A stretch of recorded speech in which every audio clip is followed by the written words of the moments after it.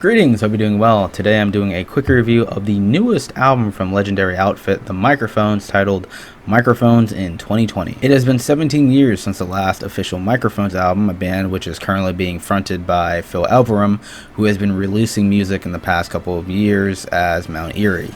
His past two albums as Mount Eerie have been these emotionally devastating records expressing the processes Phil went through after the tragic loss of his wife. So with that in mind, I think it was a big surprise for me to see Phil release an album as The Microphones, and I was really intrigued to see what the album had in terms of its material and what Phil was going to go over. This is a single track, 45-minute long album that starts off with a simple acoustic melody that serves to be the instrumental backdrop throughout the entire length of the song.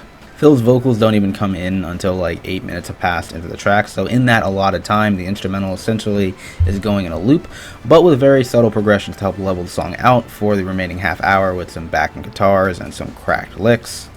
When Phil's vocals do come in, his vocal delivery is steadily stoic while simultaneously sounding damaged for the entire song, and giving the lyrics that are reflecting on Phil's life and philosophies and perspectives through this lens that there is no end a lot more gravitas.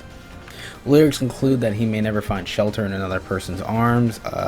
He mentions the way he analyzes watching a samurai movie that inspired him to make music to create a deeper sense of peace, how wondrous and mysterious the existence of the moon was with his friends, how much of a luxury it is to sit around and prove life to be meaningless, and a lot more.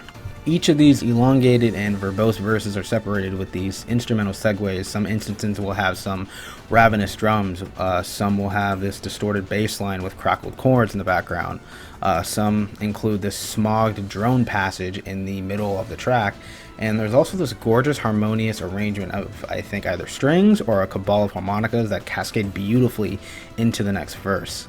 Across a 45-minute song, these all might just sound like random topics and sounds to cram together in one song, but these separate topics and passages represent numerous experiences of wide amounts of feelings and emotions that Phil has gone through, and it all fits under that there is no end mantra. And what that means to me is that there is no end to suffering, no end to pain, no end to joy or inspiration or happiness. There is no end to the experiences you get in life, because the essence of life entails these very feelings. They're inescapable. That's at least what I got from it.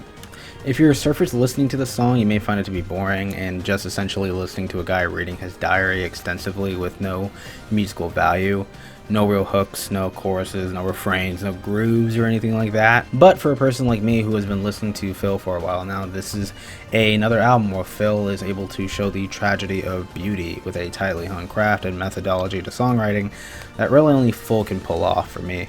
Aside from a couple of nitpicks I have with some of the instrumental inclusions at certain intervals of the songs being a bit forced or unnecessary, I love this album. I'd give it a